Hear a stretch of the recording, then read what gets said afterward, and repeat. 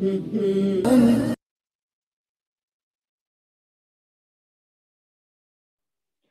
Assalamualaikum warahmatullahi wabarakatuh. Selamat pagi semuanya. Waalaikumsalam, selamat pagi. Oke, udah siap ini ya mengikuti materi pagi ini. Jangan lupa disiapin catatannya untuk mencatat materinya nanti dan juga sinyal dan posisi terbaiknya agar nanti dapat mengikuti kegiatan dengan lancar. Gitu. Oke, sebelumnya udah pada sarapan belum nih? Belum. Waduh, sarapan dulu ya. Minsan nggak apa-apa dah. Oke deh, langsung aja kita mulai. Assalamualaikum warahmatullahi wabarakatuh. Bismillahirrahmanirrahim. Alhamdulillahirrahmanirrahim. Segala puji bagi Allah yang telah mempertemukan kita di kegiatan pagi hari ini.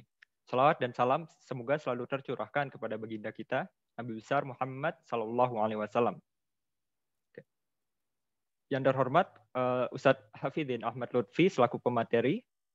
Yang kami hormati Ketua Umum Forsika FPUB tahun 2021 Irfan Ayas.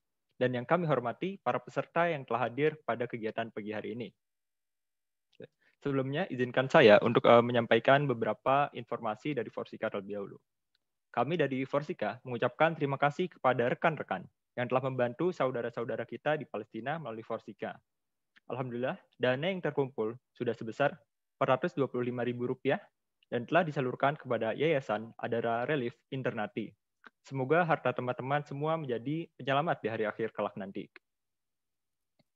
Untuk kajian Sirah Forsika sendiri akan diadakan rutin setiap 2 pekan sekali bersama Ustadz Hafidin Ahmad.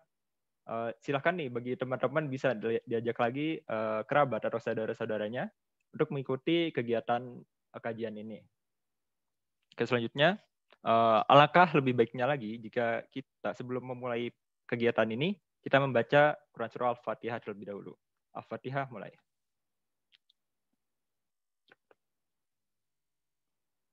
Oke, amin, amin ya rabbal alamin. Oke, karena saya belum perkenalan, izinkan saya untuk memperkenalkan diri terlebih dahulu. Nama saya Asad Muhyiddin Ar-Royan dari Fakultas Pertanian Universitas Brawijaya, Program Studi Agroekoteknologi Angkatan 2020.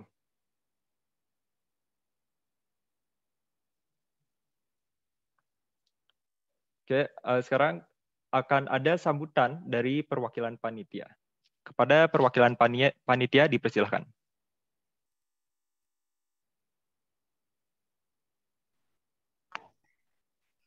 Bismillahirrahmanirrahim. Assalamualaikum warahmatullahi wabarakatuh. Apakah suara saya terdengar? Terdengar, Mbak. Bismillahirrahmanirrahim. Alhamdulillahilladzi hadana li hadza wa ma kunna linahtadiya laula an hadallah. Asyhadu an la ilaha illallah wa asyhadu anna Muhammadan abduhu wa rasuluh. Rabbi shrahli sadri wa yassir li amri wahlul 'uqdatam min lisani yafqahu qawli. Puji syukur kepada Allah SWT yang telah melimpahkan segala rahmat dan karunia-Nya kepada kita berkumpul di sini di kajian Sirah Bawiyah Forsika FPUB yang keempat secara online dengan topik bahasannya yaitu pernikahan Nabi serta peristiwa penting sebelum kenabiannya dalam keadaan sehat walafiat.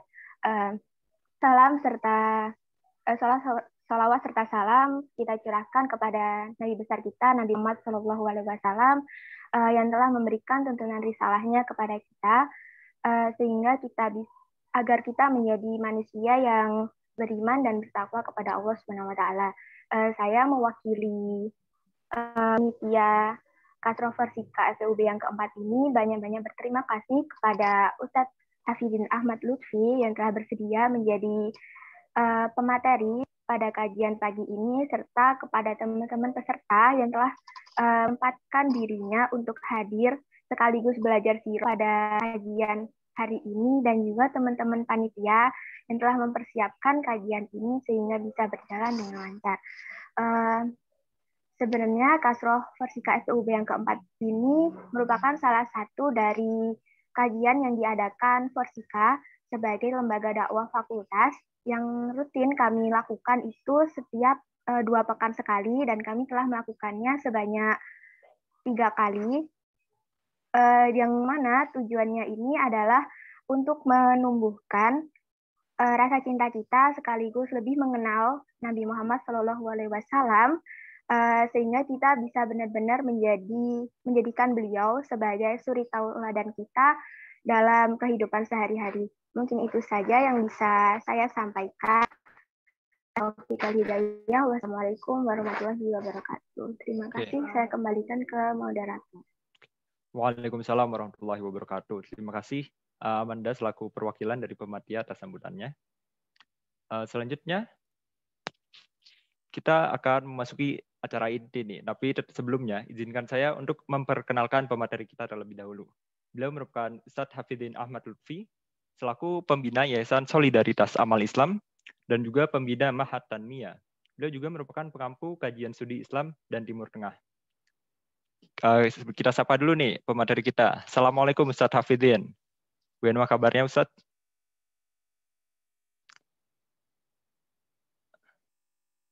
Apakah Ustadz Hafidin sudah join room meeting ini?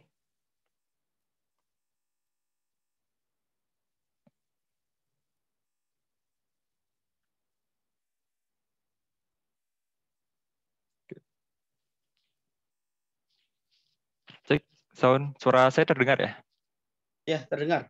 Oke, Assalamualaikum Ustadz. Bagaimana kabarnya? Alhamdulillah, baik. Oke, mantap. Sudah siap untuk menyampaikan materi Ustadz? Ya. Oke, mantap. Terima kasih banyak atas kehadirannya di sini. Daripada menunggu lama-lama, langsung saja kita mulai materi kita. Kepada Ustadz Hafidin Ahmad, waktu dan tempat saya persilahkan.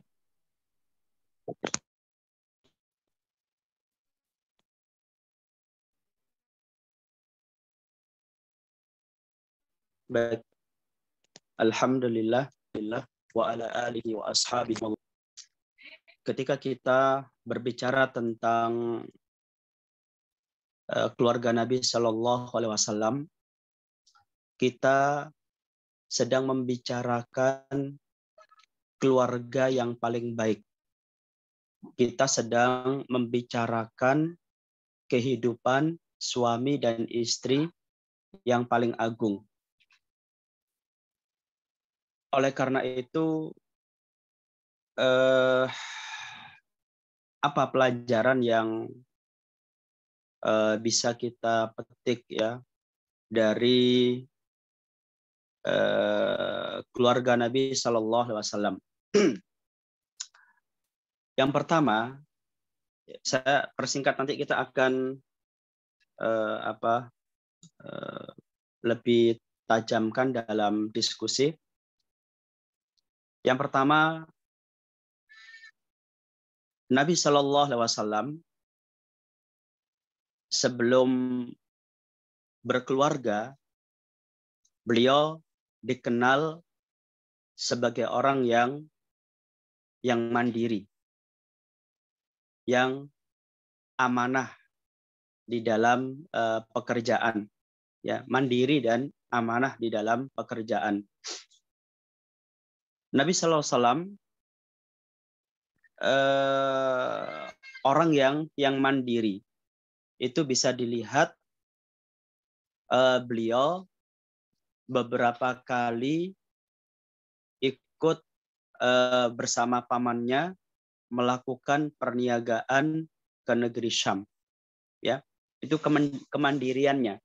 Sekalipun beliau seorang yatim, tidak punya ayah dan ibu, ikut kepada keluarganya, dalam hal ini Abu Thalib, ya, tetapi beliau tidak berpangku tangan karena numpang, ya, di rumah Abu Thalib, bukan berarti beliau hanya tidur, makan, dan bermain-main. Semenjak kecil beliau dikenal sebagai orang yang mandiri, mengembalakan kambing. Ya, ini pekerjaan yang beliau lakukan di masa kecil, mengembalakan kambing milik keluarganya atau orang-orang kaya di kota Mekah. Ini sudah beliau lakukan. Indikasi kemandiriannya ya. Yang kedua, beliau ikut perjalanan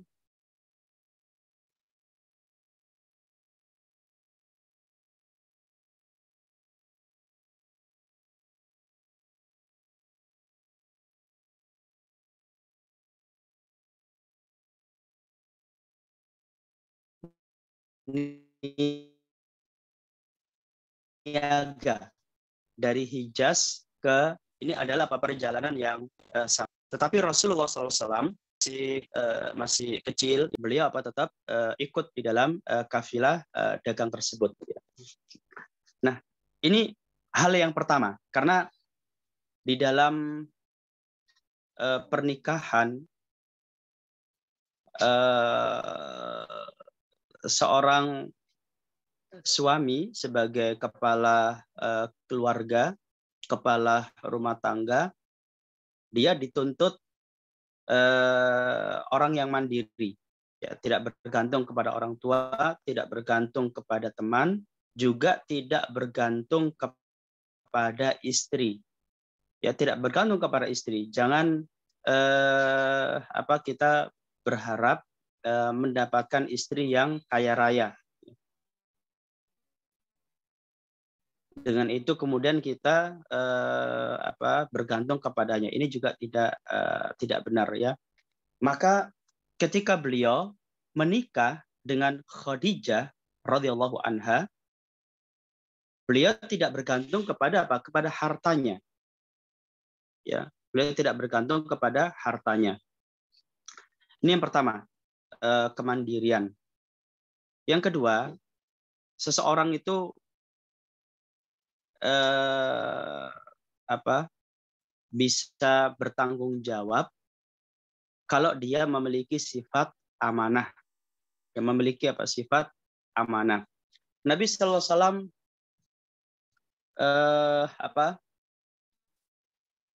dikenal dengan sifat amanahnya. Makanya Khadijah radhiyallahu anha memberikan kepercayaan kepada Rasulullah sallallahu alaihi wasallam untuk mengelola bisnis atau perniagaannya. Ya, ini penting ya. Sifat amanah, sehingga dipercaya untuk mengelola bisnis dan perniagaan. Zaman sekarang sifat amanah itu adalah sifat yang sangat langka. Ya, banyak orang tidak memiliki sifat amanah ya.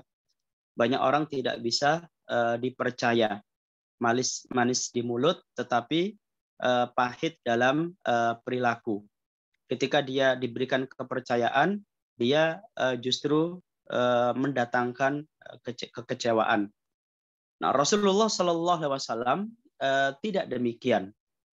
Beliau betul-betul menjaga amanah, harta yang perniagaan dan atau bisnis yang dipercayakan kepada beliau betul-betul dikelola dengan baik sehingga menghasilkan uang yang sangat besar. Nah, ini mandiri ya, dan amanah adalah modal penting bagi seseorang untuk berkeluarga, bagi seseorang yang akan memikul beban-beban di dalam rumah tangga. Karena itu ya, dari hal itu pelajaran apa yang bisa kita petik ya. Yang pertama,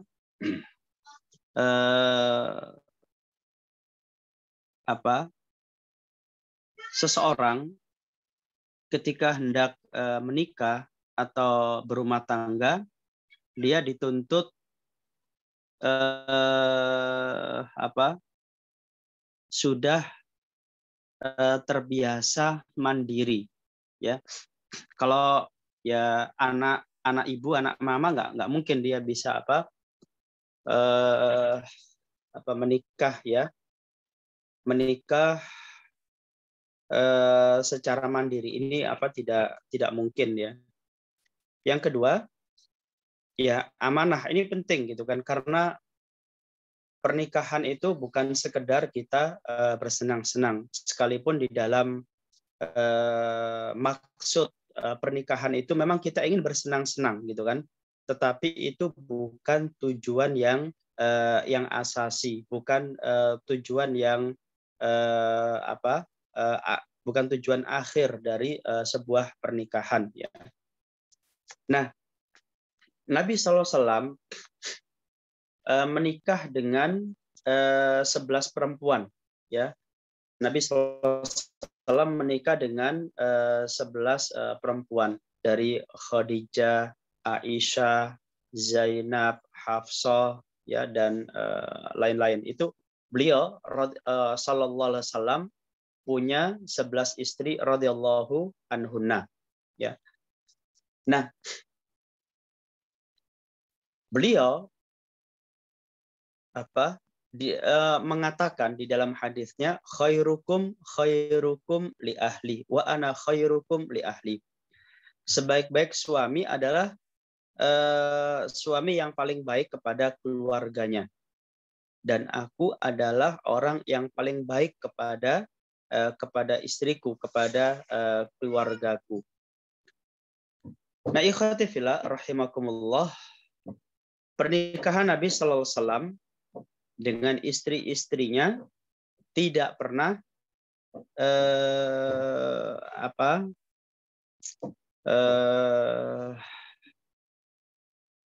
tidak pernah terjadi konflik. Ini penting, ya. Nabi SAW dengan para istrinya itu tidak pernah berkonflik. Ini penting. Tidak seperti keluarga-keluarga pada hari ini.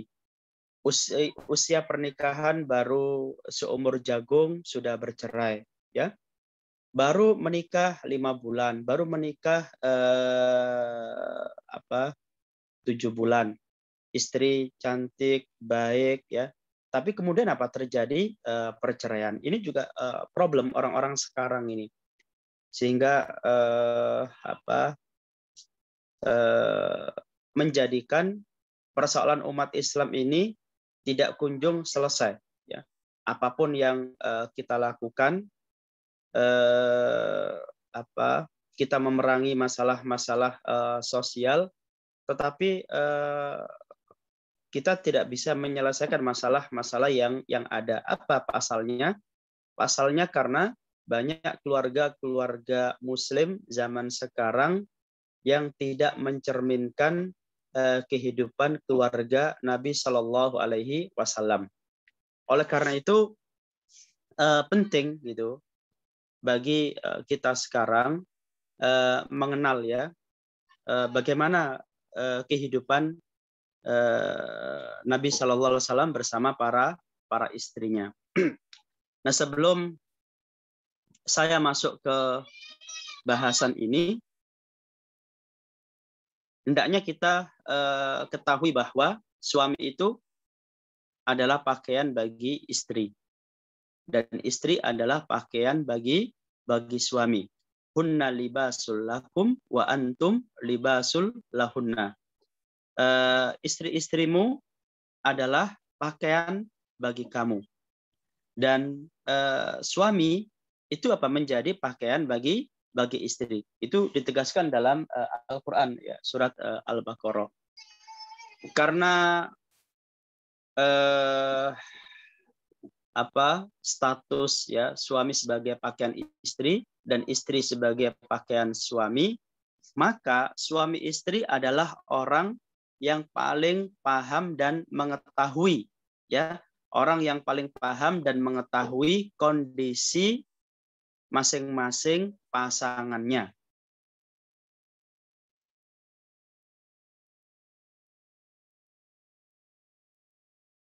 Suami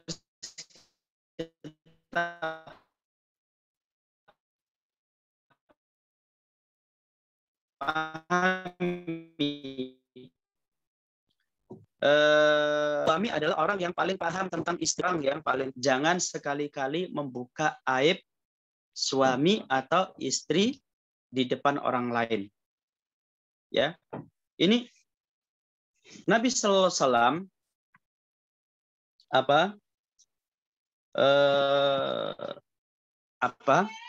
selama pernikahannya dengan Khadijah radhiyallahu anha itu tidak pernah sama sekali terjadi perselisihan, tidak pernah terjadi konflik. Ya, Khadijah radhiyallahu anha adalah wanita yang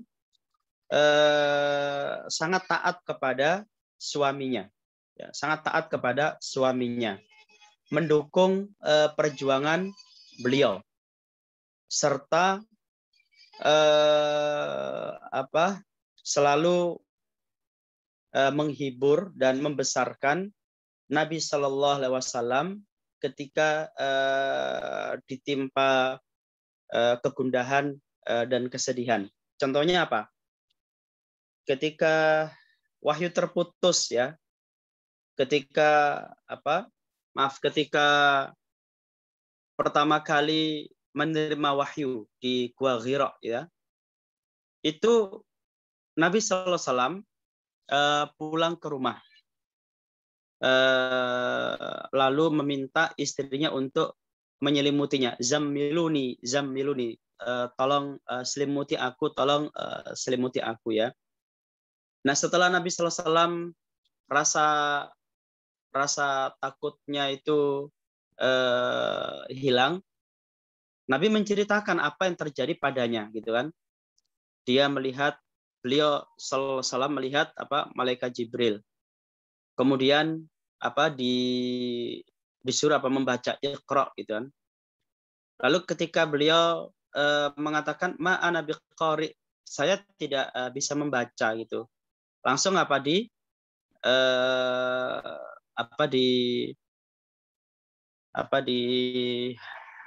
peluk, ya, oleh malaikat Jibril sampai kesusahan bernafas itu. Nah, sikap Khadijah radhiyallahu anha setelah melihat peristiwa itu? Beliau mengatakan, wallahi la yukhzikallahu abadan. Demi Allah, Allah tidak akan membuat kamu bersedih, berduka cita. Nah, ini penting, gitu kan. Ketika suaminya mengalami sebuah peristiwa yang sangat besar,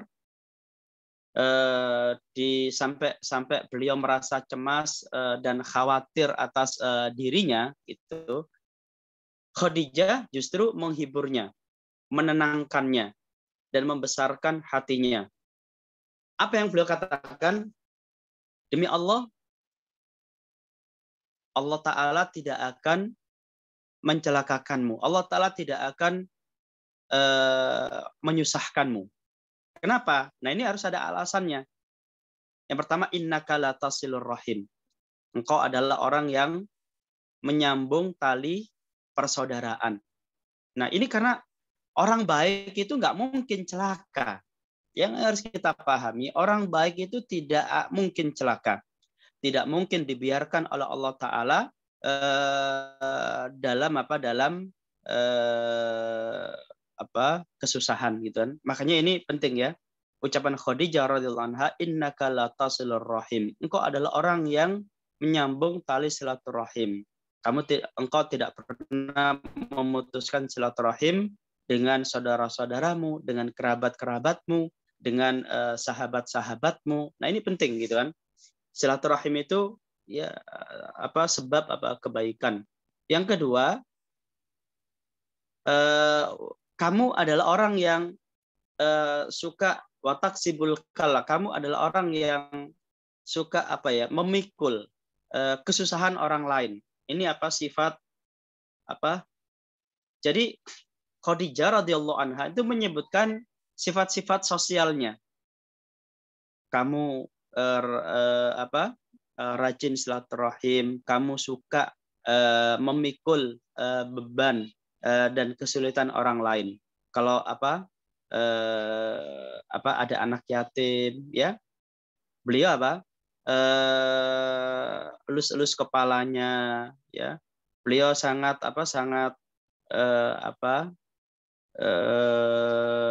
menyayanginya. Makanya dikatakan ana wa kafil yatim kahataini. Aku dan orang yang menjamin kehidupan anak yatim itu seperti ini gitu. Digambarkan itu sangat dekat sekali gitu kan.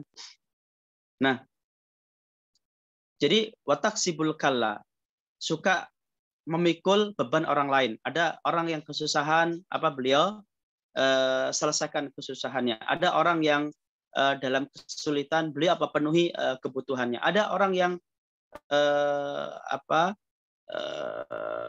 punya masalah, beliau akan berupaya untuk membantunya. Ini yang kedua. Yang ketiga, kata Khadijah, engkau suka memuliakan tamu, gitu kan?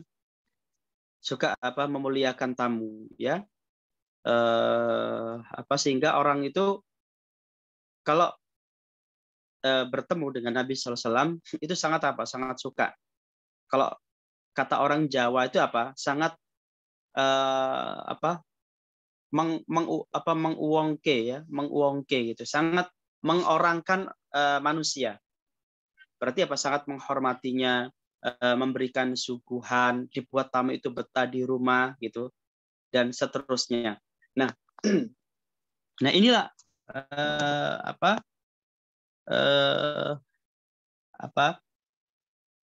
sikapnya Khadijah, ya, kepada Nabi SAW ketika beliau dalam kekhawatiran, ya. Nah, tidak cukup sampai di situ.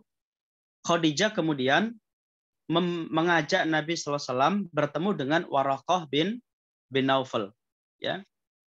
Lalu Waraqah mengatakan, wahai anak saudaraku, apa yang terjadi padamu, gitu kan? Lalu Nabi SAW menceritakan peristiwa yang terjadi di Gua Hira. Lalu Waraqah bin Naufal terkejut dan mengatakan itu adalah Jibril, ya, yang juga pernah datang kepada Nabi Musa. Ya laitani kuntu jad'an. Alangkah senangnya ketika itu aku masih hidup dan masih muda serta masih kuat. Idh yukhrijuka qaumuka, ketika kaummu mengusirmu dari negerimu. Lalu Nabi SAW bertanya, awamukhrijiyahum, apakah mereka akan mengusirku? Maka Waraqah bin Naufal menjelaskan, tidak seorang nabi pun yang datang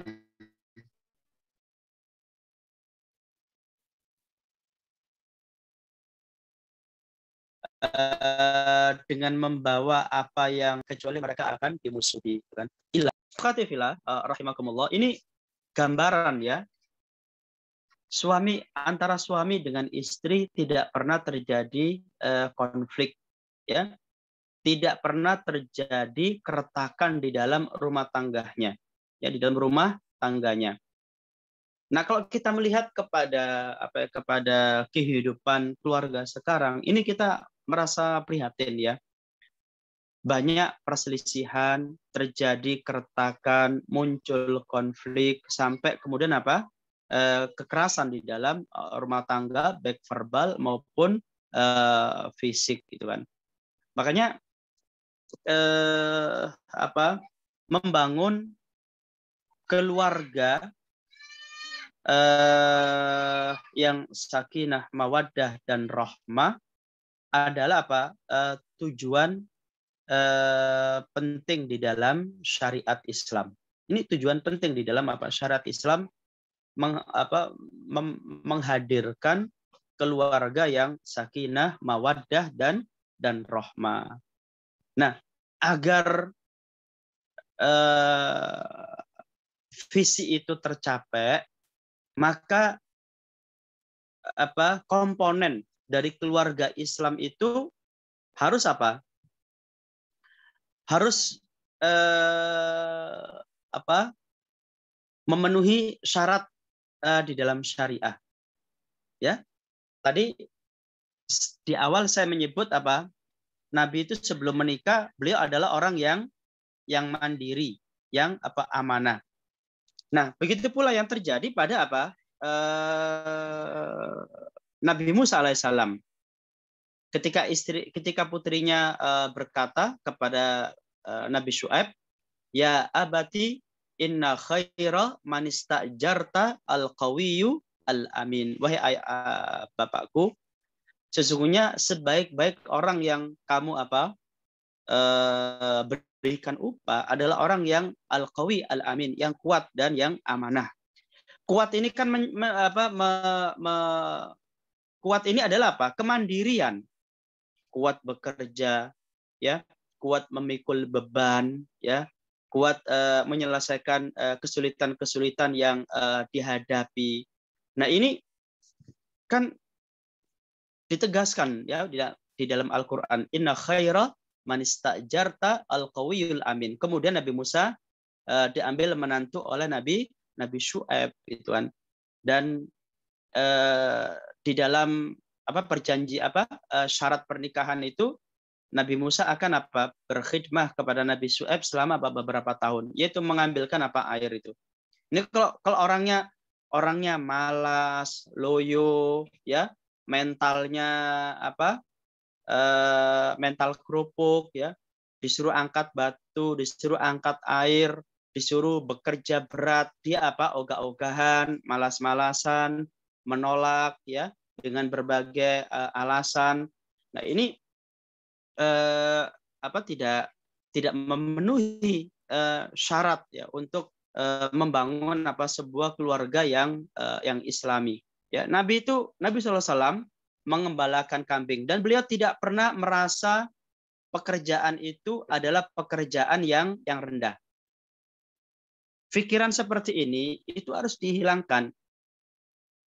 Apapun bentuk pekerjaannya, ya, selama itu halal, tidak melanggar akhlak, tidak melanggar syariah, kenapa tidak dilakukan? Apalagi kalau pekerjaan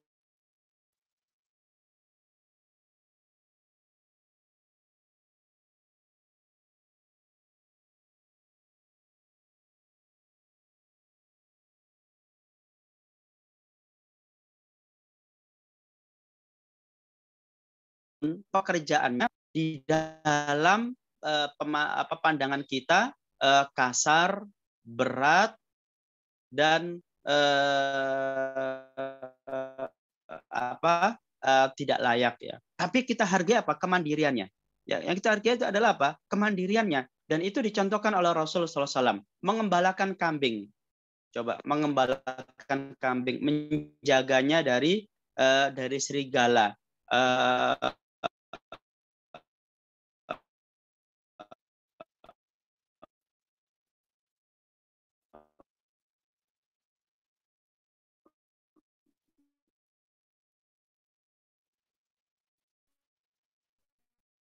Mencarikan rumput, itu pekerjaan kasar dalam kepada orang-orang yang mandiri gitu kan. Karena berkeluarga itu, ya, kita akan bertanggung jawab kepada istri kita, kepada anak kita, ya, serta kita dituntut menyelesaikan problem yang muncul gitu. Kalau orang yang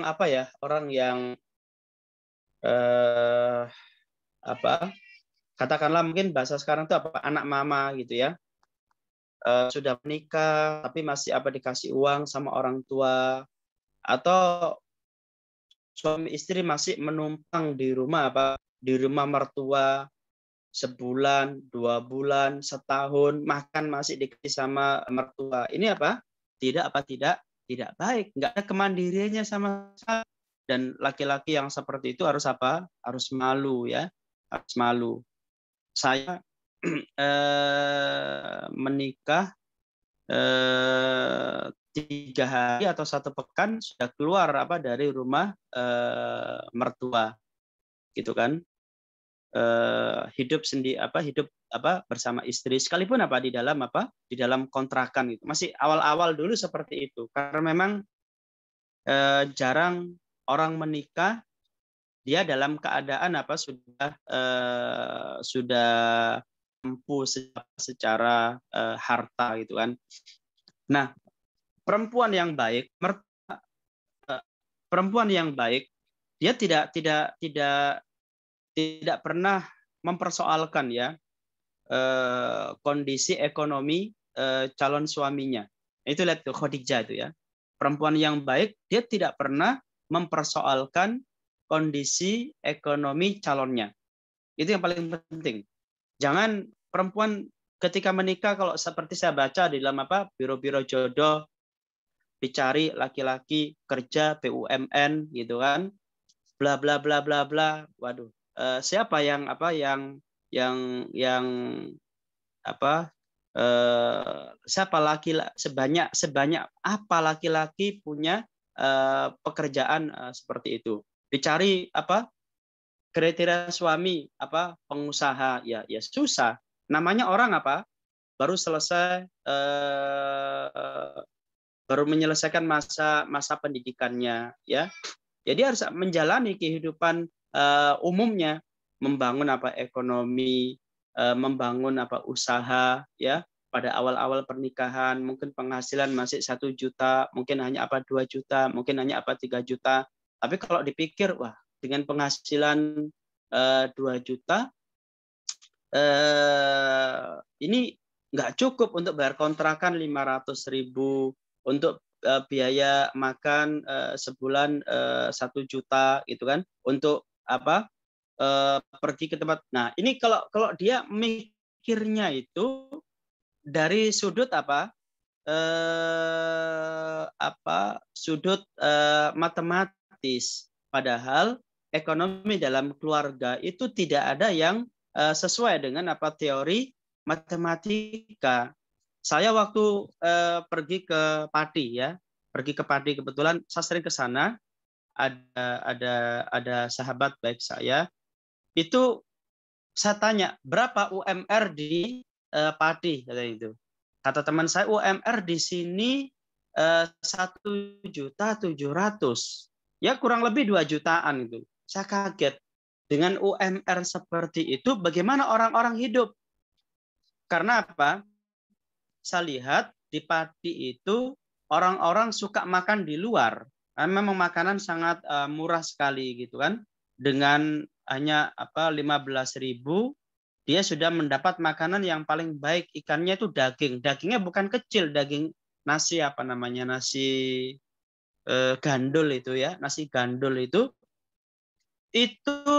dagingnya itu besar dan tebal, dan harganya hanya berapa? 15.000. Gimana itu? Itu teman saya mengatakan memang ya dengan kurang lebih UMR 2 juta itu mereka bisa punya rumah, mereka bisa tetap makan di luar, bisa menyekolahkan anak gitu kan. Nah, ini kan susah dipahami oleh matematika.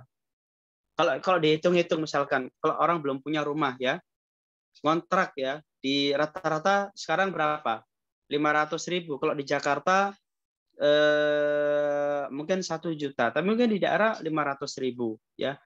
Hanya ada ruang tamu, kamar 1 sama dapur ya, 1 petak gitu yang ukurannya 2 kali 6 lah, mungkin 2 kali 6 atau 2 kali 8 gitu. Itu kalau secara matematis nggak mungkin dia bisa menghidupi keluarga gitu kan, secara matematis ya. Ya hitung aja lah, bayar kontrak gaji cuma 2 juta, bayar kontrakan 500 ya. Untuk makan katakanlah mungkin suami istri 1 juta 1 bulan ya. Tersisa 500.000 gitu kan. Mungkin untuk beli bensin, mungkin untuk keperluan kalau sakit, ada kesehatan gitu kan.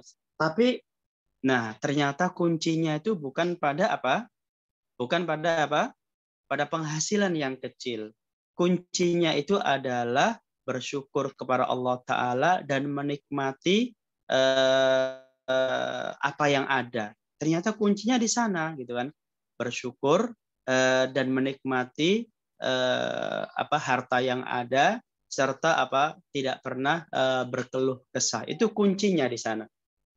Nah, Khadijah itu nggak pernah mempersoalkan Nabi pekerjaannya apa, gitu kan? Nabi kekayaannya berapa? Tapi yang dilihat itu adalah apa? Kemandirian dan sifat amanahnya. Inna khaira man istajarta al-qawiyul amin. Sesungguhnya orang yang paling baik untuk kamu engkau pekerjakan adalah orang yang apa? Qawi, orang yang kuat, ya. Orang yang kuat dan orang yang amanah. Nah, ini pelajaran yang bisa kita ambil. Makanya apa? Ya, pemuda-pemuda muslim harus kuat, ya. Nggak boleh malas, nggak boleh loyo, nggak boleh gampang patah semangat. Mau angkat batu, mau gali lubang. Kalau memang itu menghasilkan uang, kenapa tidak? Gitu.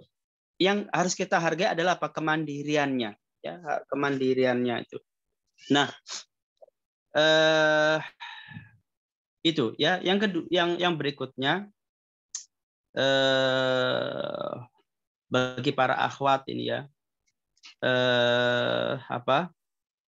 Nabi SAW itu adalah laki-laki yang berpoligami, ya. Nabi SAW adalah laki yang berpoligami. Nah, itu adalah kenyataan, ya, yang tidak boleh ditolak, tidak boleh dibantah, apalagi disayangkan. Kenapa ya Nabi SAW itu sampai berpoligami, gitu. Nah, ini kenyataan. Maka mengingatkan kepada para akhwat, ya, karena sekarang ini paling banyak perempuan itu yang menolak poligami, ya, dengan sejumlah dalih, dengan sejumlah alasan, ya. Karena ini adalah ketetapan dari syariah, ya, dan dipraktekkan oleh Nabi SAW, maka tidak perlu menolak hal itu, atau nggak menolak secara lisan, nggak menolak secara sikap. Kadang-kadang akhwat mengatakan, kamu boleh kepada suaminya, kamu boleh menikah lagi nanti kalau aku sudah mati. Loh, kok doanya jelek, gitu kan? Jadi ya nggak begitu juga, ya. Tapi juga kita mengingatkan kepada para suami untuk tidak melakukan poligami kecuali memang memiliki kesiapan secara mental, ya, secara fisik, secara finansial, dan memiliki bekal pemahaman agama yang sangat baik, ya. Jangan melakukan poligami kecuali antum memiliki syarat-syarat yang mendukung untuk melakukan poligami. Nah, sekarang ini juga keblinger juga, pemahaman agamanya buruk, ya. Selama ini kawin cerai, kawin cerai, kawin cerai. Waduh, ini kan masalah juga itu. Kalau ada laki-laki seperti itu, saya pandang laki-laki itu bermasalah, ya. Begitu semangat dia untuk menikah, tetapi dia tidak memiliki pilar-pilar yang bisa mengokohkan kehidupan rumah tangganya. Ini problem, ya, problem banget itu. Ini contoh nih, salah satu teman kita ini menikah, gitu ya, menikah. Kemudian bercerai, ya, bercerai. Bercerai itu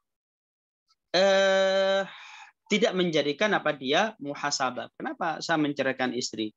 Wong istrinya baik, cantik, ya, sayang sama suaminya, gitu. Kenapa kemudian diceraikan, gitu kan?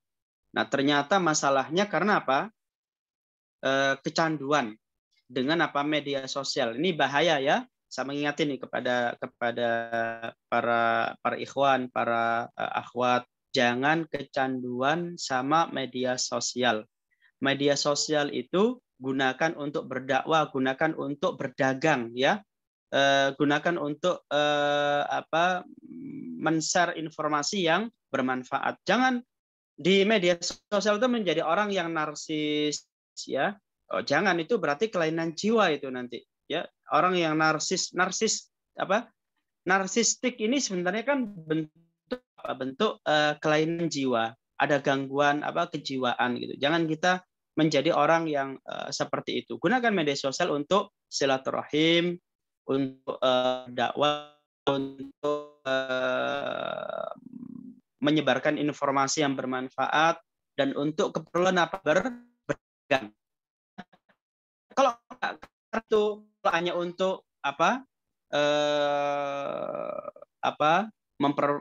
mempermainkan perempuan, menghina orang,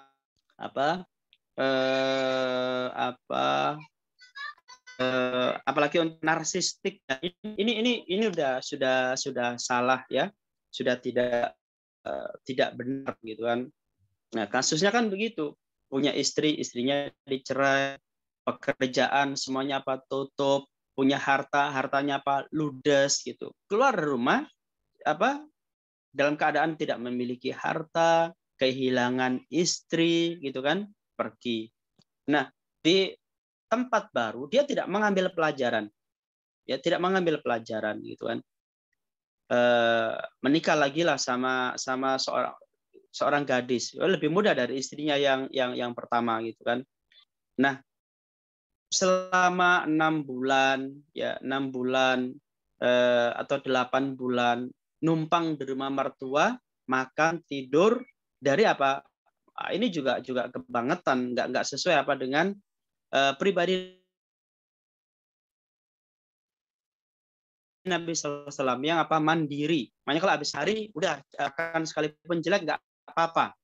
Yang penting suami istri mandiri, bebas, ya, dan mulai bersama-sama merencanakan keluarganya. Ini harus begitu. Jangan sebulan, 2 bulan, 5 bulan, 1 tahun hidup bersama bersama keluarga istri. Dikasih makan oleh ibu mertua, ya, disiapkan. Waduh, nggak, kalau suaminya nggak merasa gelisah, ya, dengan itu, waduh, ini juga kebangetan tuh laki-lakinya, ya, kebangetan. Kalau laki-laki seperti itu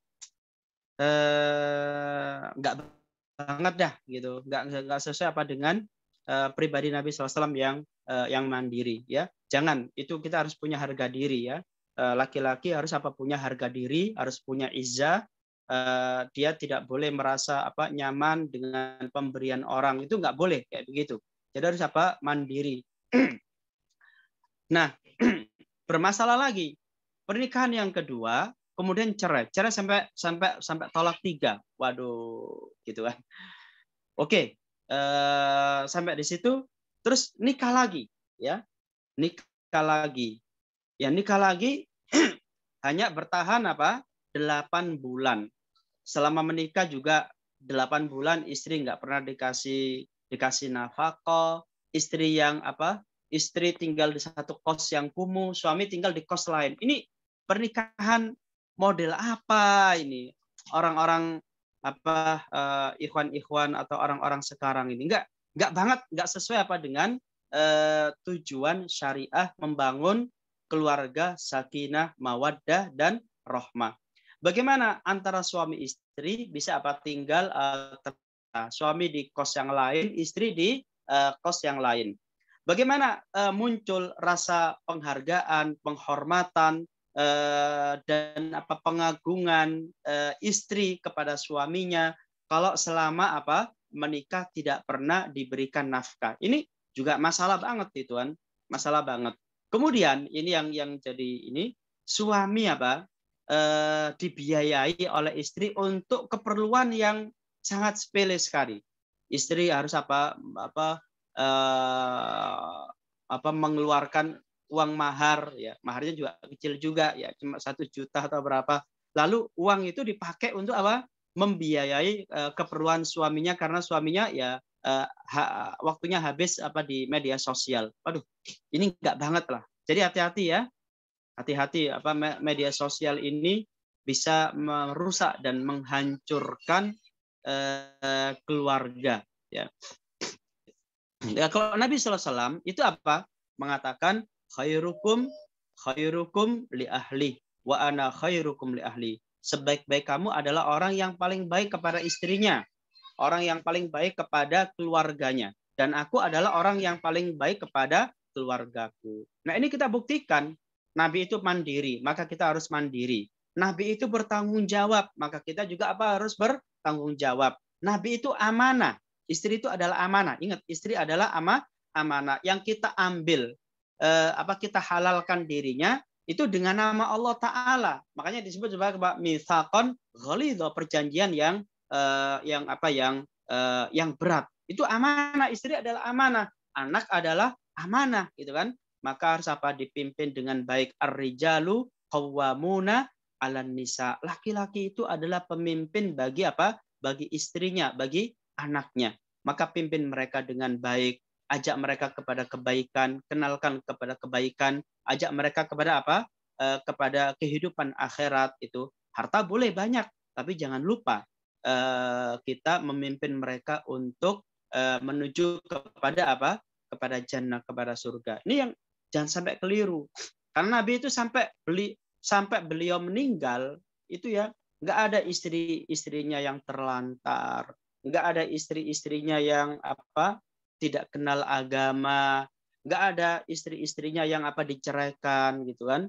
Nah, ini harus kita perhatikan. Jangan hanya semangat poligaminya lalu kemudian istrinya dicerai, istrinya tidak terdidik, anak-anaknya terlantar. Masya Allah, ini banyak kasus dan akhirnya menambah problemnya umat Islam, ya, menambah problemnya umat Islam. Nah, ikhwati fillah rahimakumullah, itu mungkin beberapa peristiwa dan pelajaran yang bisa kita ambil dari pernikahan Nabi SAW dan juga kehidupan keluarganya. Karena waktu kita sudah masuk dalam diskusi, saya kembalikan pada moderator.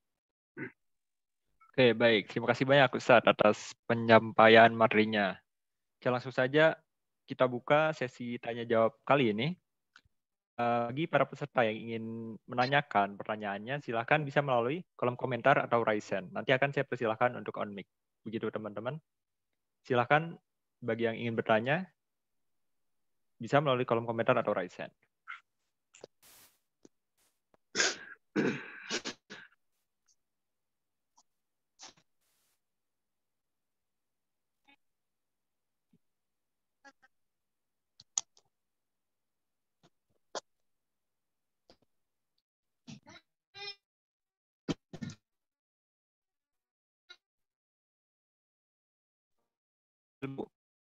Di yang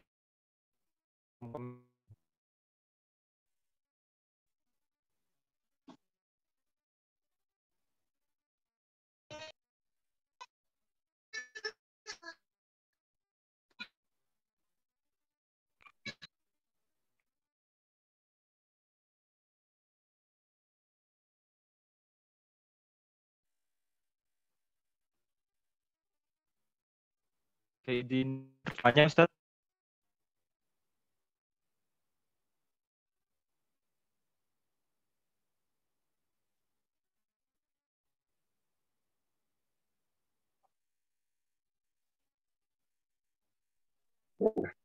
Ya, silakan. Oke. Tadi disebutkan bahwa ini ya, Rasulullah itu menikah dengan 11 perempuan. Nah, dari cerita tersebut banyak nih komentar-komentar di orang lain gitu kan, pelecehan terhadap Rasulullah gitu. Nah, bagaimana kita menjawab atau menjelaskan atas pertanyaan-pertanyaan dari mereka begitu. Terima kasih Ustaz. Jadi begini, poligami itu poligami Islam yang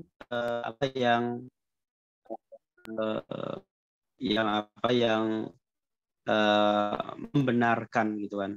Jadi umat-umat lain, bangsa-bangsa lain, mereka juga mempraktekkan, tetapi dengan cara yang tidak baik, ya, dengan cara yang tidak baik, dengan jumlah yang tidak terbatas. Lihat raja-raja di masa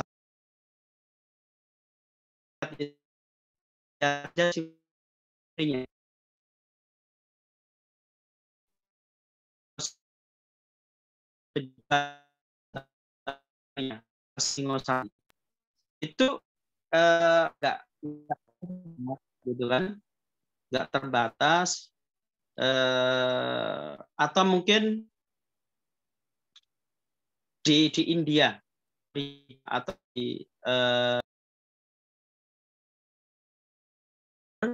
bersenang-senang, senang dan apa diceraikan atau di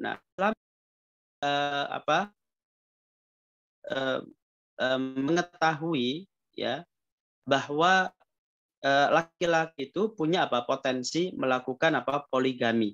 Laki-laki itu punya, saya tidak katakan secara mutlak ya, laki-laki punya potensi melakukan poligami. Ada laki-laki yang memang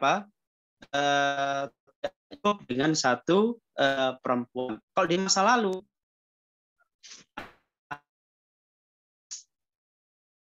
raja-raja, pejabat-pejabat, ya, pangeran-pangeran itu punya istri sangat banyak. Ya, istrinya bisa lebih dari 10. Bahkan Nabi Sulaiman, Nabi Dawud atau Sulaiman itu punya istri sampai sampai dikatakan, tapi ini Israiliyat ya. Kita nggak tidak kita benar, tapi tidak kita dustakan, tetapi sekedar memberikan gambaran bahwa di kalangan Bani Israel itu poligami itu dilakukan oleh mereka. Bahkan Nabi Sulaiman ya, itu sampai punya 99 istri, misalkan gitu. Tapi ini kisah Israiliyat. Kita tidak membenarkan berita itu, tetapi juga tidak menolaknya. Ya sekedar informasi saja gitu, yang tidak memiliki kekuatan hukum gitu ya. Atau raja ya, raja-raja, misalkan raja di Persia itu umumnya begitu gitu kan, umumnya. Tetapi Islam itu membatasi poligami hanya boleh dilakukan dengan 4 perempuan. Itu udah maksimal, nggak boleh lebih. Ya, nggak boleh lebih. Hanya 4 perempuan. Nah, bandingkan syariat Islam yang membatasi, yang mengekang ya, laki-laki maksimal hanya dengan 4 istri, dengan umat-umat dan bangsa lain yang melakukan praktek poligami tanpa batasan jumlah. Bisa 10, bisa 20, bahkan sampai 100 gitu. Ini kan luar biasa gitu kan. Tuh, gitu. Yang kedua, poligami di dalam Islam itu ada tujuan-tujuan mulia, bukan sekedar bersenang-senang seperti binatang ya. Ada tujuan-tujuan mulia. Yang pertama poligami itu kalau yang dilakukan oleh Rasulullah SAW ya, untuk mengikat ya kabilah-kabilah yang ada di Jazirah Arabia ya, agar mereka itu menerima dakwah Islamiyah, agar mereka kabilah-kabilah itu mendukung perjuangan beliau. Itu tujuannya, salah satunya ya. Belum menikah dengan tidak sembarangan gitu. Beliau menikah itu memang istri-istrinya dari beberapa kabilah yang berbeda. Maka ketika anak ya dari kabilah itu ya menjadi istri Nabi SAW, maka ini kan menjadi apa? Menjadi sebuah kehormatan, menjadi sebuah apa? Kebanggaan. Sehingga dengan itu mereka akan apa? Akan menahan diri, tidak ikut apa bersama orang yang memerangi Rasul Sallallahu Alaihi Wasallam. Ini ada tujuan mulianya untuk mengikat ya kekerabatan dan persaudaraan antara kabilah-kabilah itu, sehingga apa mereka menerima Islam ya, mendukung jihad Rasul Sallallahu Alaihi Wasallam dan seterusnya. Yang kedua, Rasul Sallallahu Alaihi Wasallam ya menikah itu umumnya apa dengan janda. Tapi jangan tiru juga, janda-janda yang dinikahi Nabi SAW itu adalah janda-janda yang cantik, yang nggak ada yang jelek loh. Jangan salah ya, janda-janda yang dinikahi adalah janda-janda yang masih muda, ya, cantik, keturunan orang-orang besar gitu. Contohnya siapa? Hafsah. Hafsah adalah apa? Putrinya Umar bin Khattab radhiyallahu anhu, masih muda, cantik, anaknya Umar bin Khattab gitu kan. Atau seperti siapa? Zainab binti Jahshin. Itu masih terhitung apa? Bibinya. Kalau Nabi SAW itu boleh ya menikah apa? Tapi kalau kita nggak boleh. Nabi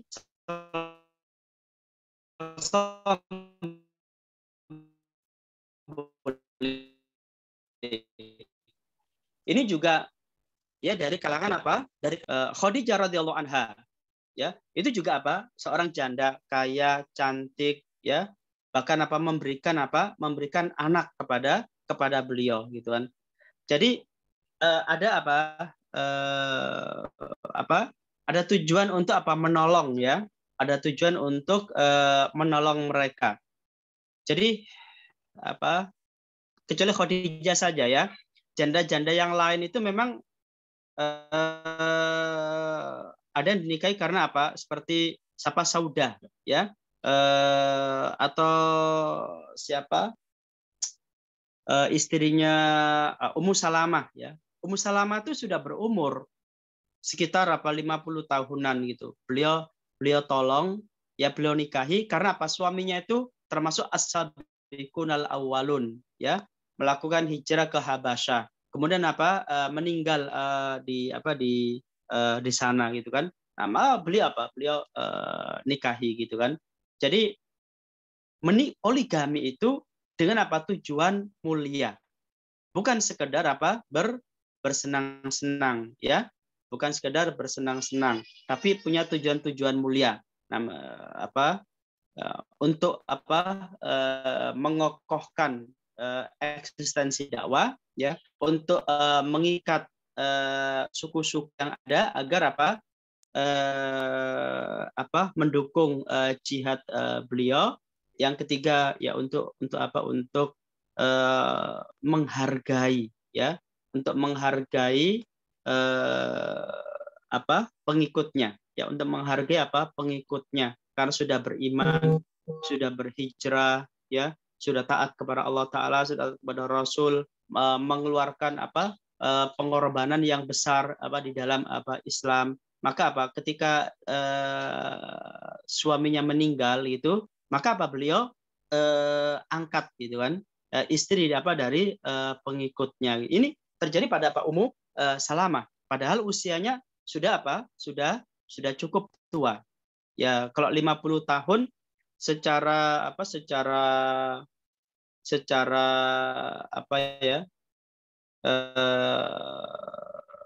secara psikologis ya, secara masa monopause itu sudah dekat banget gitu ya.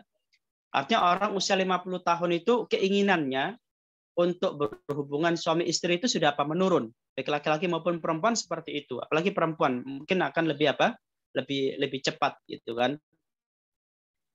Nah, yang kedua. Yang ketiga, pernikahan poligami di dalam Islam itu ada konsekuensinya. Ya. harus bisa berlaku adil. Adil itu bukan dalam hal cinta, tapi adil itu dalam apa? Ditentukan dalam syariah. Kalau cinta, mungkin suami cintanya hanya kepada istri yang pertama, ya, gitu kan? Atau mungkin itu nggak bisa nggak bisa dihilangkan, karena cinta itu masalah apa?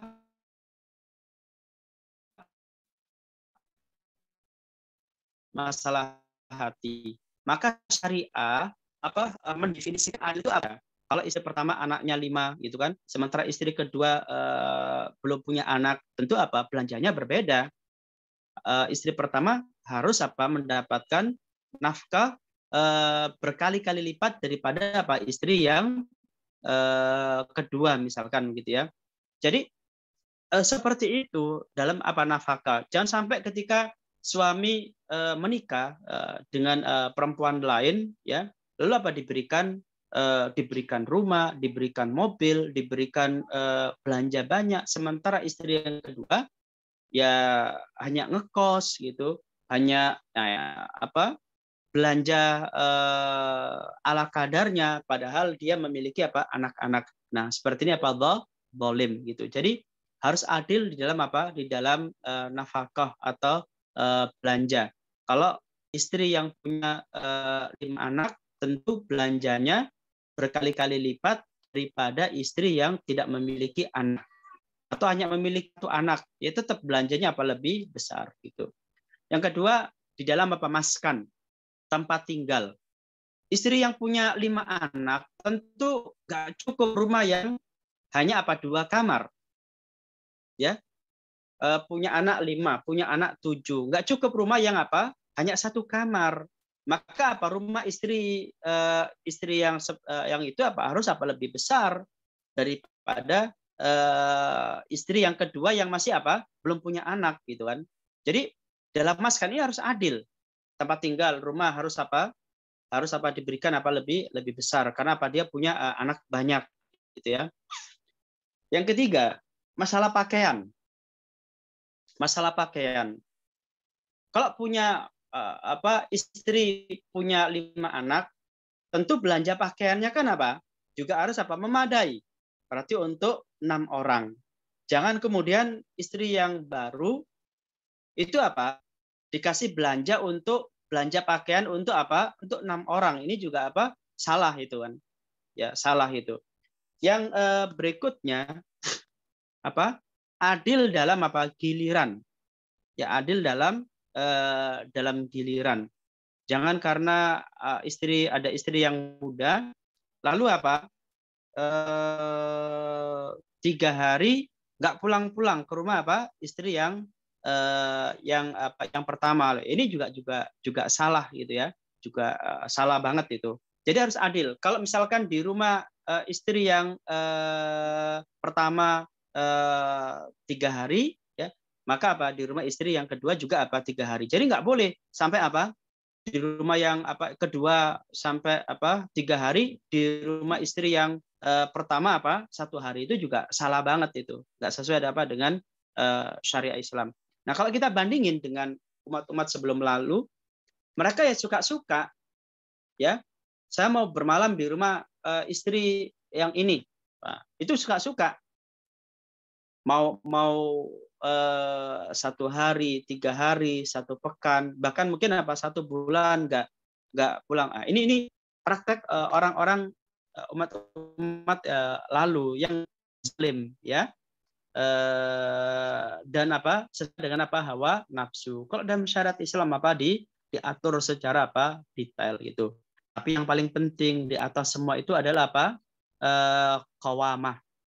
Sifat bertanggung jawab, memimpin, mengayomi, ya, membimbing mereka menjadi pribadi-pribadi yang soleh, ya, pribadi-pribadi yang muslim, pribadi-pribadi yang mendapatkan cinta dan Allah Subhanahu wa Ta'ala. Ini jangan diabaikan. Jangan hanya poligaminya, tetapi kemudian nggak bisa membimbing mereka. Anak-anaknya tidak kenal agama, anak-anaknya tidak terdidik dengan adab-adab Islam, ya, anak-anaknya nggak diurus, mau nonton televisi, mau main sama siapapun, nongkrong, ini gagal itu. Jadi di atas semua itu pakaian, tempat tinggal, belanja, giliran, itu hal yang paling fundamental adalah qawamah, ya, kepemimpinan berjalan secara baik di dalam keluarga. Nah, itu kalau antum bandingkan dengan umat-umat yang lalu, itu beda banget. Lihat itu raja-raja, anaknya kayak apa? Pangeran-pangeran, mabuk-mabukan, sabung ayam, ya, mengganggu istri orang gitu. Kan begitu yang terjadi di masa lalu. Nggak jelas kan? Nggak jelas akhlaknya, nggak jelas adabnya, nggak jelas tujuan hidupnya, nggak jelas pergaulannya, gitu kan? Nah, makanya kalau kita mau berbicara sebelum kita mengkritik poligami, lihat dulu bagaimana praktek poligami pada umat-umat yang lain, ya, pada bangsa Jawa. Lihat aja pada orang-orang Jawa, bagaimana praktek poligami di kalangan raja-raja Jawa, pangeran-pangeran Jawa, ya, pejabat-pejabat Jawa, itu kan, yang mereka itu masih Hindu atau Buddha. Itu gimana prakteknya? Kalau di dalam, jadi perempuan itu di dalam Islam sangat mulia sekali.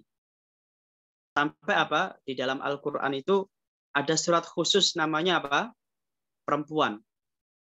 Surat An-Nisa.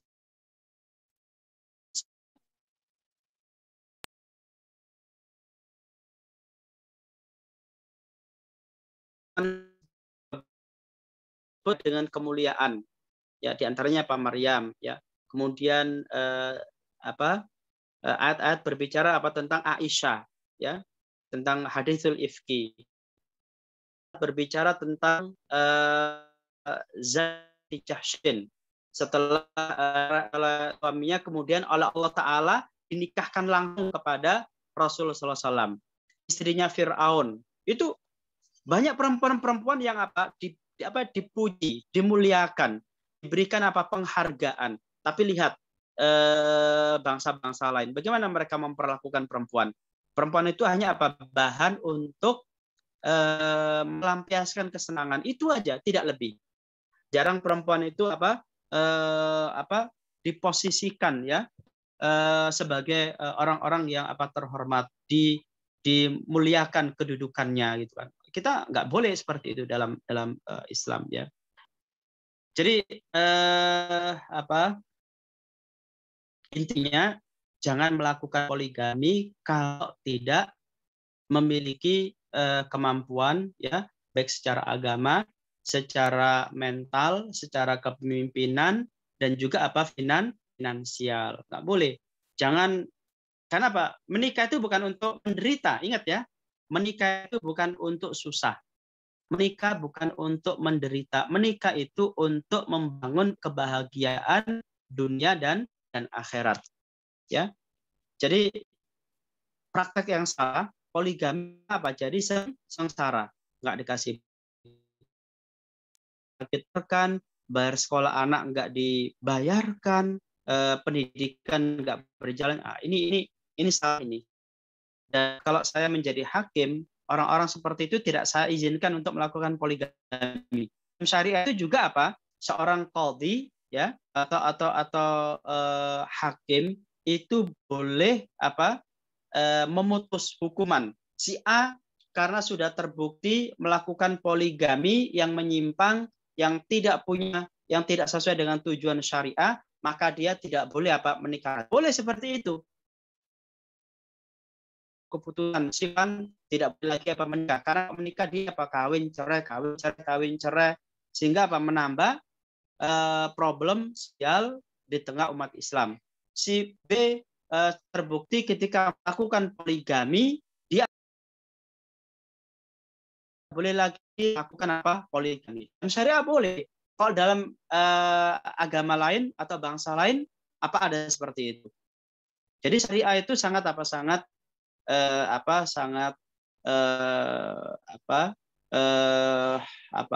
sangat rinci, ya, menata poligami sedemikian rupa sehingga menihilkan terjadinya kezaliman, ya. Wallahu a'lam. Baik Ustadz, terima kasih banyak atas jawabannya. Tapi ini masih banyak nih pertanyaan teman yang lainnya. Sudah ada beberapa Hari ini pertanyaan. saya kosong. Gimana Ustadz? Hari ini saya kosong. Alhamdulillah. Insya Allah pertanyaan. Oke, terima kasih Ustadz. Ini ada yang sudah masuk dari salah satu peserta. Ada yang tanya, kan tadi kalau bisa keluar rumah setelah nikah. Tapi kalau, Gitu kan? Bukan, tapi untuk meringankan beban orang tua, ya. Meringankan beban orang tua, menyediakan keperluannya, mengurusnya ketika dia harus ke rumah sakit atau ke klinik, harus cek lab ini dan itu. Nah, itu tak apa-apa loh seperti itu. Yang nggak benar itu, kita sudah berkeluarga, lalu kita numpang di rumah keluarga, makan, minum, tempat tinggal, ikut mereka itu. Dan laki-laki harus punya harga diri, harus hal itu terjadi gitu kan. Jadi berbeda kasusnya ya. Yang pertama karena keluarga istri berkecukupan, ya, rumahnya besar, kemudian aji mumpung, udahlah di sini aja, nggak usah keluar gitu kan. Setiap pagi sarapan tersedia, malam kalau pulang ada makan, ya seperti itu nggak nyaman, ya nggak nyaman sekali itu. Nah, berbeda kalau kasusnya ibu mertua gitu kan, itu tinggal sendirian, dia dalam keadaan sakit, ya. Maka ya sebagai bentuk pengabdian, ya, dan berbakti kepada orang tua, ya tetap tinggal di sana, padahal dia mampu untuk untuk mengontrak, ya, dia tinggal di sana padahal dia mampu untuk mengontrak, karena untuk menjaga, melayani kebutuhannya, membawanya ke rumah sakit, ya, yang mungkin perlu kontrol rutin, ya, itu kasus yang berbeda. Jadi begitu bagi yang bertanya, semoga dapat menjawab pertanyaannya ya. Terima kasih. Oke, masih ada beberapa pertanyaan nih dari para peserta Ustadz. Ya, silakan. Oke. Izin bertanya Ustadz, benarkah Pak Ustadz yang pernah saya dengar bahwa dari semua istri Nabi, tidak semua Nabi sentuh karena menikahinya hanya karena ingin membantu menafkahi karena suami mereka meninggal bersama Rasulullah. Mohon penjelasannya Ustadz. Terima kasih. Coba ulang. Benarkah Pak Ustadz yang pernah saya dengar bahwa dari semua istri Nabi, tidak semua Nabi sentuh karena menikahinya karena ingin membantu menafkahi karena suami mereka meninggal saat perang bersama Rasulullah. Enggak. Mohon penjelasannya Ustaz. Terima kasih. Iya, kan ini semua istri Nabi ya pernah disentuh oleh Nabi SAW. Lah, Nabi SAW kan digambarkan ya, ini dalam hadis ya. Di dalam hadis itu digambarkan Nabi SAW di dalam satu malam itu bisa berkeliling kepada 11 istrinya. Ini memang manajemen waktunya yang luar biasa. Saya masih belum bisa membayangkan itu bagaimana manajemen waktunya itu. Karena Nabi itu nggak pernah meninggalkan qiyamul lail, ya. Nabi SAW tidak pernah meninggalkan qiyamul lail. Lalu kemudian beliau masih dalam satu malam itu bisa berkeliling ke rumah istrinya, ke rumah Aisyah, ke rumah Hafsah, ke rumah Zainab, ke rumah Juwairiyah, gitu kan. Satu malam berkeliling, ya. Untuk apa berkeliling? Ya untuk bersenang-senang dengan istrinya, dan beliau hanya mandi junub dengan satu kali saja. Jadi dari apa? Dari gambaran hadis itu kita menjadi bisa menarik kesimpulan bahwa Nabi itu memang berpoligami bukan sekedar menolong gitu kan. Kalau iya oke, tujuan poligaminya untuk menolong, tetapi haknya istri itu diberikan. Hak untuk tinggal satu rumah, hak untuk diberikan belanja, hak termasuk hak untuk bersenang-senang dengannya, itu juga ditunaikan. Kan nggak mungkin muncul rasa cinta, ya, muncul rasa sayang kalau muasyarah itu bercampur suami istri itu tidak dilakukan, ya, itu mustahil, ya. Orang menikah dia masih tetap cinta, tetap sayang kalau dia tidak melakukan hubungan suami istri. Itu nggak mungkin akan muncul itu. Makanya mawaddah litas kunu ilaiha. Itu ayat ini itu konteksnya berbicara kepada laki-laki. Kamu menikah agar kamu menjadi tenang dan tentram bersama istrimu. Ilaiha. Ha itu kan domir domir perempuan, ya, kata perempuan kembali kepada kepada istri. Nah, pernikahan yang menjadikan kita tenang, laki-laki itu tenang, kalau antara laki-laki dan perempuan itu melakukan hubungan suami istri. Nah, yang lucu ini kadang-kadang, ya, kasus yang lagi terjadi ini, menikah dengan janda dibiarkan tinggal di tempat yang kumuh, sampai mantan istrinya itu menyampaikan kepada kami itu, karena suaminya zalim, ya, selama 8 bulan pernikahannya itu mereka hanya 3 kali melakukan hubungan suami istri.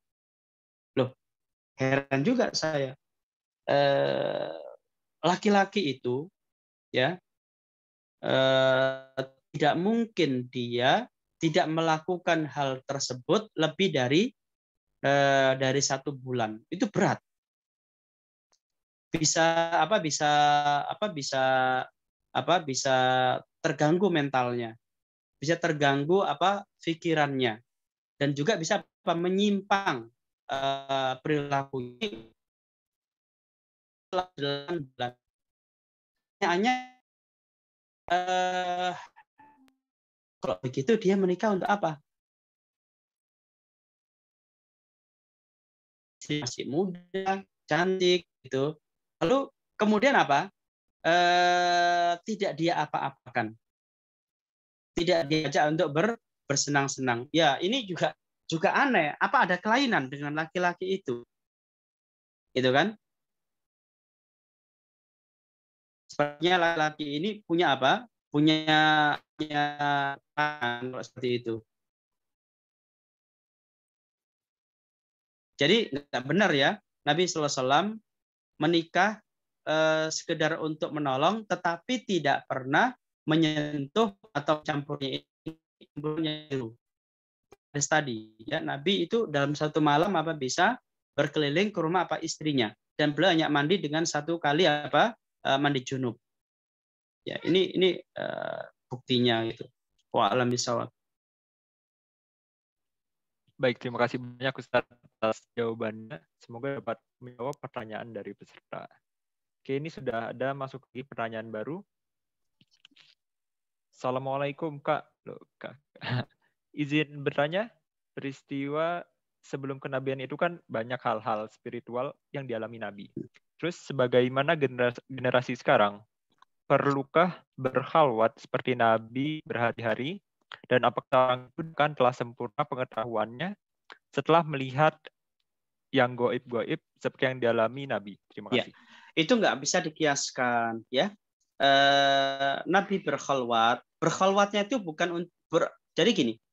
Di dalam hadis yang diriwayatkan oleh Imam Bukhari dari riwayat Az-Zuhri itu kan dikatakan yatakhanas gitu. Yatakhanas itu di beliau beliau jelaskan yata'abbad beliau itu apa? Beribadah. Jadi di Gua Hira itu untuk apa? Melakukan sholat, berzikir, melakukan tafakur ya dan kontemplasi terhadap kehidupan umat manusia itu kan. Itu yang dilakukan. Bukan untuk menyendiri, ngelamun, enggak. Tapi di sana apa? Beribadah. Ya, beribadah. Sholat, berzikir, tafakur, melihat peradaban, realitas sosial, problematika kemanusiaan, gitu kan. Itu yang beliau bukan hal yang sia-sia, gitu kan. Kalau orang sekarang melakukan begitu, jadinya dia gila, rambutnya gondrong, wajahnya belekan, begitu ya, nggak jelas, gitu kan. Pak Nabi tidak, gitu kan. Karena itu tidak boleh Yang kedua masalah apa? Masalah gaib. Kita nggak bisa melihat yang gaib. Ya, kita nggak bisa melihat yang gaib. Kita ini hidup dalam apa? Alamus syahadah. Dunia apa? Dunia nyata. Dunia apa? Empiris ya. Jadi nggak perlu melihat apa yang gaib dulu baru kita beriman kepada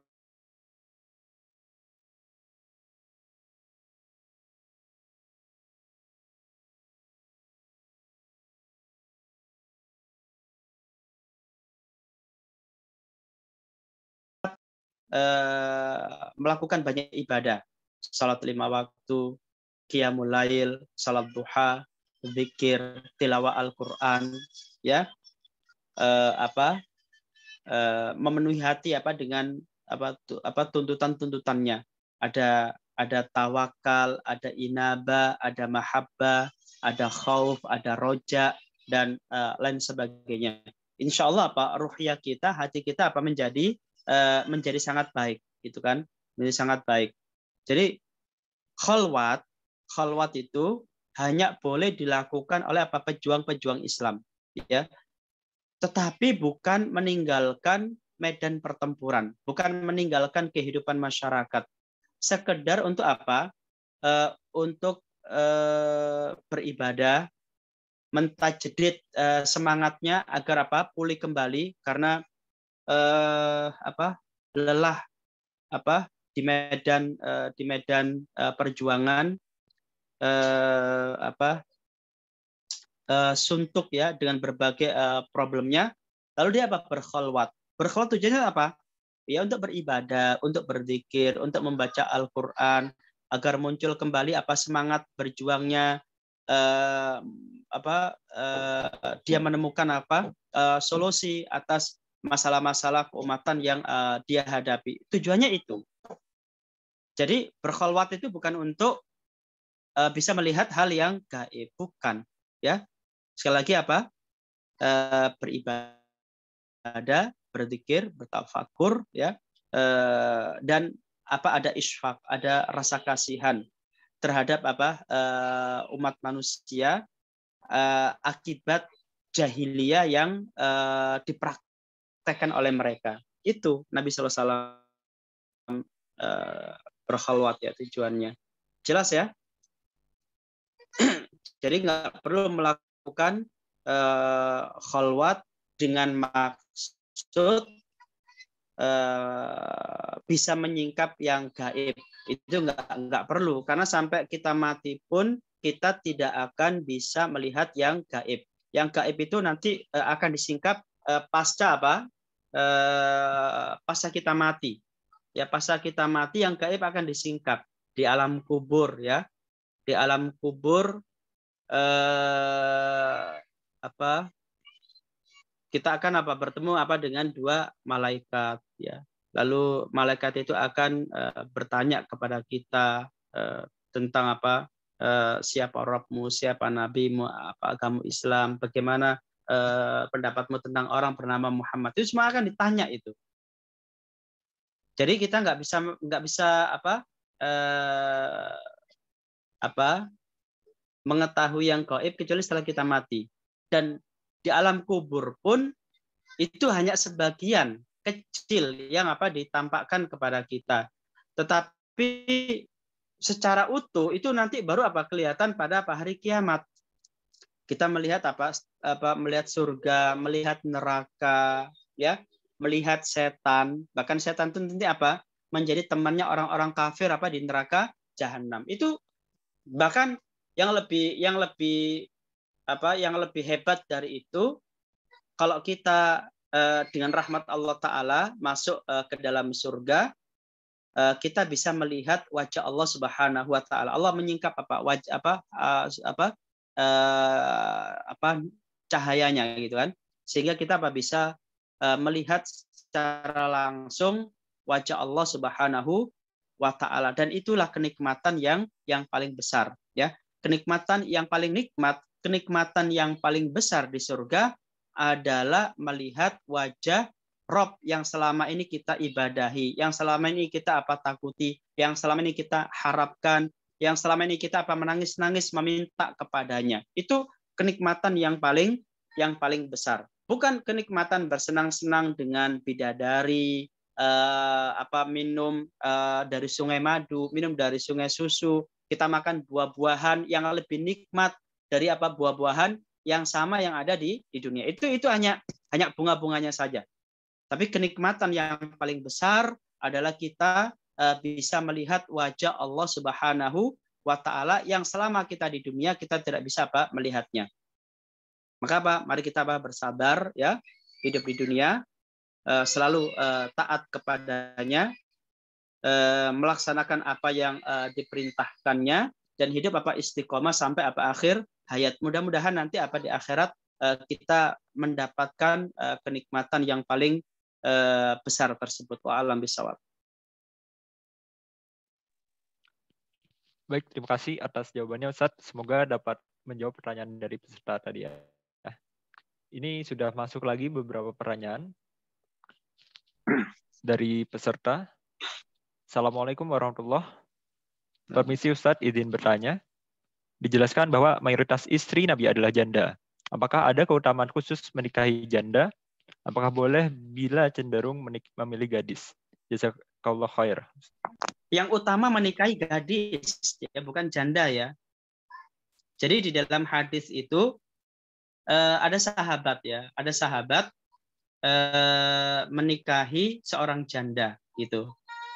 Lalu karena ya habis biasa kan, kalau habis menikah itu, kalau dalam Islam itu, ya, dalam syariah, kalau seseorang itu menikah dengan gadis itu 7 hari 7 malam itu masa bulan madu, ya. Kalau dengan janda itu hanya 3 hari. Kalau dengan gadis 7 hari, dengan janda itu 3 hari. Nah, sahabat 3 hari tidak kelihatan. Kemudian muncul di depan Nabi SAW. Ditanya, kamu dari mana gitu kan? Saya habis menikah wahai Rasul SAW. Lalu ditanya, gadis atau janda? Sahabat mengatakan, saya menikahi seorang janda. Lalu Nabi SAW mengatakan, kenapa kamu tidak menikahi seorang gadis? Sehingga kamu bisa mempermainkannya dan dia bisa mempermainkan kamu. Itu bahasa hadis seperti itu. Ya. Kalau menikah dengan janda, kan ya seorang pemuda yang ya masih single menikah dengan seorang janda, tentu jandanya yang lebih berpengalaman dari dia, gitu kan? Ya, itu makanya dalam syariah itu dianjurkan menikah dengan seorang gadis, bukan dengan seorang janda dalam syariat. Tetapi Nabi SAW justru semua istrinya itu mayoritas istrinya itu janda. Hanya Aisyah radhiyallahu anha yang gadis, gitu kan. Tapi ingat ya, janda-janda yang dinikahi Nabi SAW itu masih muda, bukan seperti yang digambarkan oleh netizen Indonesia itu. Kenapa nggak menikahi janda-janda yang banyak anak, yang jelek, yang bukan begitu. Juga tidak rasional ucapan itu, ya. Ya, menikahi seorang janda boleh, ya, tapi yang lebih dianjurkan menikahi seorang gadis, gitu kan. Tidak, ketika menikahi seorang janda tidak disyaratkan harus apa? Jandanya sudah tua, sudah masuk masa menopause, ya, anaknya banyak, ya. Seperti itu juga ada pertimbangan-pertimbangan lain, kan? Ada pertimbangan tentang apa? Kemampuan finansial, ada pertimbangan, ya, banyak lah begitu, kan? Jadi apa? Yang dianjurkan adalah menikahi janda. Maaf, menikahi apa? Gadis, ya. Boleh menikahi janda dan tidak disyaratkan harus usianya tua, harus yang jelek wajahnya. Ya ini nggak masuk akal lah syarat seperti itu. Alam bisawab. Baik, Ustaz, terima kasih atas jawabannya. Semoga dapat menjawab pertanyaan dari peserta tadi. Oke, ini sudah masuk lagi pertanyaan satu lagi. Mohon maaf, saya Amilah Putri izin bertanya mengenai poligami. Jadi kalau misal kita menerima syariat poligami, tapi kita memilih untuk tidak menerapkan karena tidak rela, itu bagaimana ya Ustaz? Terima kasih. Poligami itu hanya haknya suami. Ya. Poligami itu haknya suami. Seorang perempuan yang taat kepada Allah Ta'ala dan Rasulullah SAW, dia tidak boleh mencegah suaminya melakukan poligami ketika memang suaminya itu memenuhi syarat. Itu yang pertama. Yang kedua, seorang perempuan tidak boleh mengajukan gugatan cerai dengan alasan suaminya melakukan apa? Poligami. Gitu kan? Nggak perlu, yang penting apa? Diingatkan suaminya agar apa? Bisa memenuhi kewajiban-kewajiban apa dalam syariat. Masalah cinta itu kembali kepada apa masing-masing perempuan. Gak usah merasa khawatir. Kecantikan tidak bisa menjadikan suami itu mencintai apa menjadi apa cintanya lebih besar kepadanya karena faktor itu belum tentu. Ya belum tentu. Kalau dia cantik ternyata kemudian ada kekurangannya yang fundamental gitu kan. Sementara istri yang pertama mungkin cantik tapi tidak secantik apa istrinya yang kedua, tetapi akhlaknya baik, adabnya baik, pelayanannya baik, ya, taat kepada suami. Pokoknya perfect banget gitu. Pasti suami akan apa lebih mencintai apa istri yang pertama. Maka para perempuan nggak usah khawatir, ya. Kalau suaminya melakukan poligami, yang penting buktikan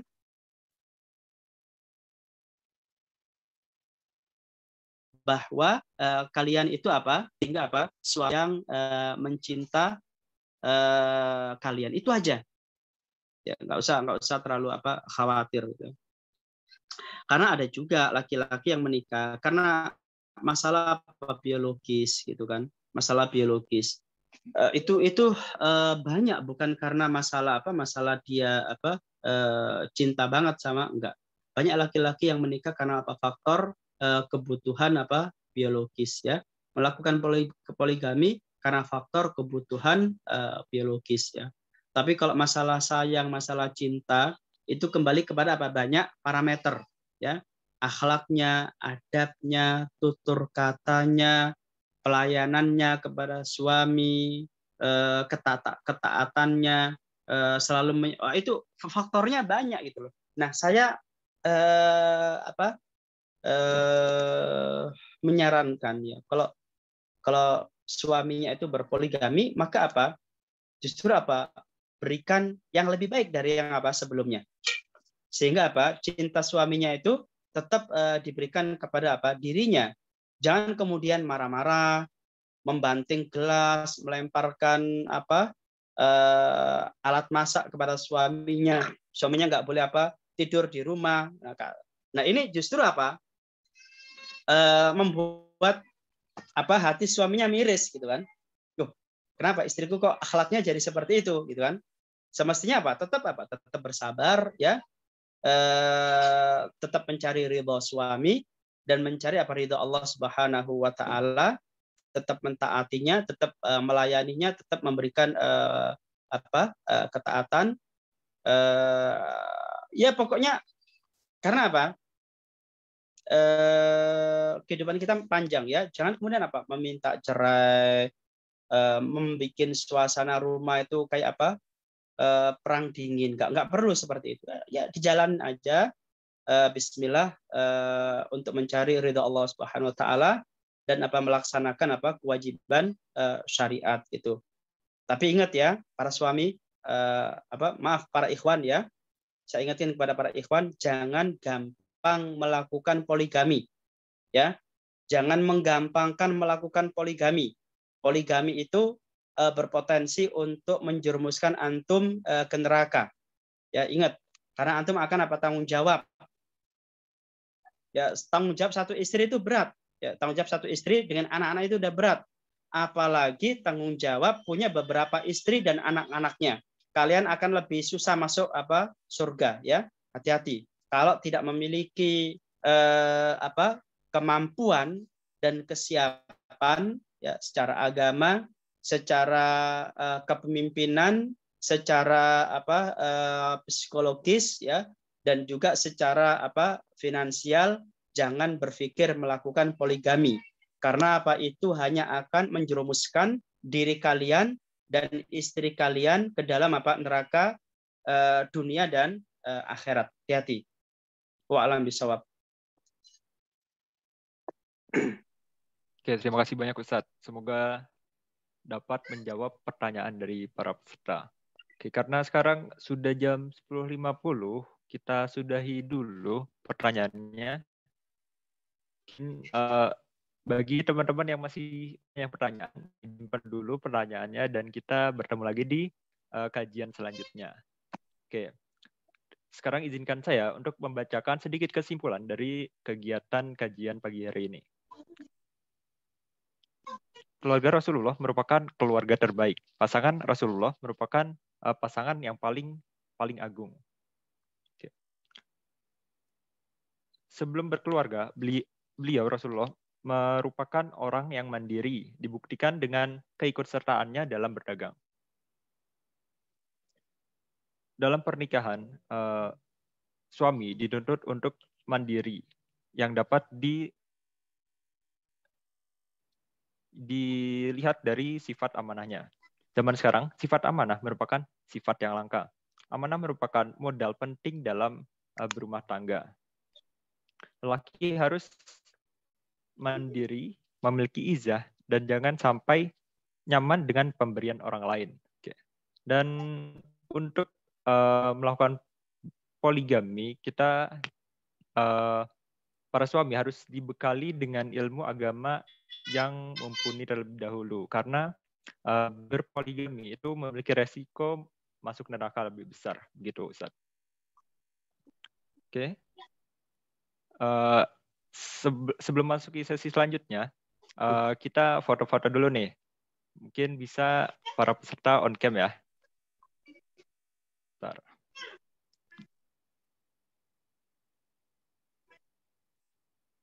Oke, buat para peserta bisa nih untuk on cam terlebih dahulu biar kelihatan ganteng-ganteng dan cantik-cantiknya.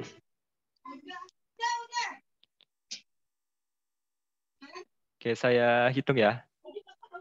3, 2, 1.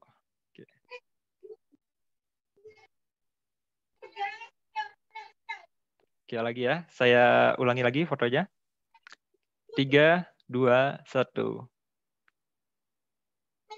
Oke, terima kasih banyak atas foto-fotonya.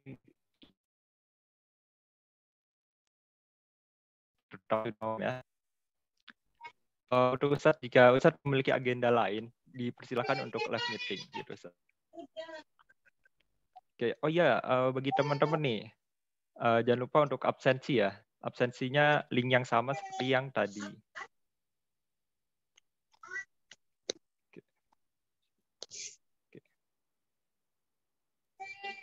Baik, saya untuk izin dulu.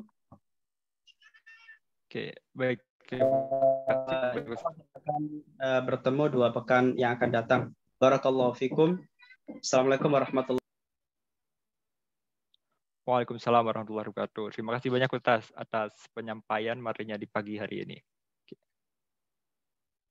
Untuk link presensinya sudah saya cantumkan di kolom komentar ya. Bagi teman-teman silahkan untuk mengisi presensi, dan sembari kalian mengisi presensi, izinkan saya untuk menyampaikan sedikit informasi. Oke. Untuk dana sumbangan dari para rekan-rekan yang sudah terkumpul sebanyak Rp425.000 dan sudah disalurkan kepada Yayasan Adara Relief Internasional. Oke. Untuk kajian Sirah Forsika diadakan setiap 2 pekan sekali bersama Ustadz Hafidin Ahmad. Dan kegiatan Forsika tidak hanya kajian-kajian saja, masih ada kegiatan-kegiatan lainnya seperti pembahasan isu terkini, kuis berhadiah, lomba-lomba, dan masih banyak yang lainnya. Nah, teman-teman bisa nih ngepoin kegiatan-kegiatan Forsika melalui akun Instagram Forsika di @forsikafvb dan juga channel YouTube Forsika FVB. Oke, terima kasih bagi peserta-peserta yang sudah mau menyempatkan hadir di acara ini. Tetapi sebelum penutupan, alangkah lebih baiknya jika kita beristighfar sebanyak-banyaknya dan ditutup dengan doa kafaratul majelis. Astaghfirullahaladzim, astaghfirullahaladzim, astaghfirullahaladzim. Subhanakallahumma wa bihamdika, asyhadu an la ilaha illa anta, astaghfiruka wa atubu ilaik. Saya Asad Muhyiddin Aryan, selaku moderator, pamit undur diri. Wassalamualaikum warahmatullahi wabarakatuh. Waalaikumsalam. Waalaikumsalam warahmatullahi wabarakatuh.